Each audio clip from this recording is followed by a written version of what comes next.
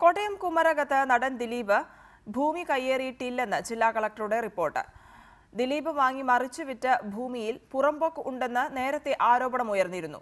എന്നാൽ ഈ ഭൂമിയിൽ നിർമ്മാണ പ്രവർത്തനങ്ങൾ ഒന്നും നടന്നിട്ടില്ലെന്നും അതിനാൽ കയ്യേറ്റം നടന്നതായി കണ്ടെത്താനായിട്ടില്ലെന്നുമാണ് റിപ്പോർട്ടിൽ ഉള്ളത്. റിപ്പോർട്ട് റവന്യൂ മന്ത്രിക്ക് കൈമാറി. ജില്ലാ കളക്ടറുടെ നിർദ്ദേശപ്രകാരം റവന്യൂ വകുപ്പ് ഉദ്യോഗസ്ഥരും സർവേ ഉദ്യോഗസ്ഥരും സ്ഥലത്ത് വിശദമായ പരിശോധന നടത്തി.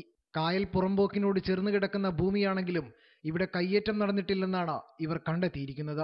ദിലീപ് ഭൂമി മറിച്ചു വിറ്റിട്ടും നിർമ്മാണ പ്രവർത്തനങ്ങൾ ഒന്നും ഇവിടെ നടന്നിട്ടില്ല. ഏത് നിലയിലായിരുന്നുവോ ഭൂമി അതേ സ്ഥിതിയിലാണെന്നും പരിശോധനയിൽ കണ്ടെത്തി. ഇതേ തുടർന്നാണ് ദിലീപ് കയ്യേറ്റം നടത്തിയതായി കാണാൻ സാധിക്കില്ലെന്ന് ജില്ലാ കളക്ടർ റിപ്പോർട്ട് തയ്യാറാക്കിയത്. ഈ റിപ്പോർട്ട് റവന്യൂ മന്ത്രിക്ക് കൈമാറിയിട്ടുണ്ട്. 2007 കുമരകം വില്ലേജിലെ 12-ാം ബ്ലോക്കിൽപ്പെടുന്ന 190-ാം സർവേ നമ്പറിലെ കായൽ പുറമ്പോക്കിനോട് ചേർന്ന് കിടക്കുന്ന ഭൂമി ദിലീപ് വാങ്ങുന്നത്. ഏതാനും ദിവസങ്ങൾക്കുള്ളിൽ തന്നെ ഇത് മറിച്ചു വിൽക്കുകയും ചെയ്തു. എന്നാൽ അന്ന് ഭൂമി ഇടപാട് നടത്താൻ ഇടനിലക്കാരനായി നിന്ന ജോസ് എന്നയാളാണ് കയ്യേറ്റ വിവരം ആദ്യം വെളിപ്പെടുത്തിയത്. ഇതേ തുടർന്ന് റവന്യൂ മന്ത്രി ജില്ലാ കളക്ടറോട് റിപ്പോർട്ട് ആവശ്യപ്പെടുകയായിരുന്നു. റിപ്പോർട്ടർ, കോട്ടയം.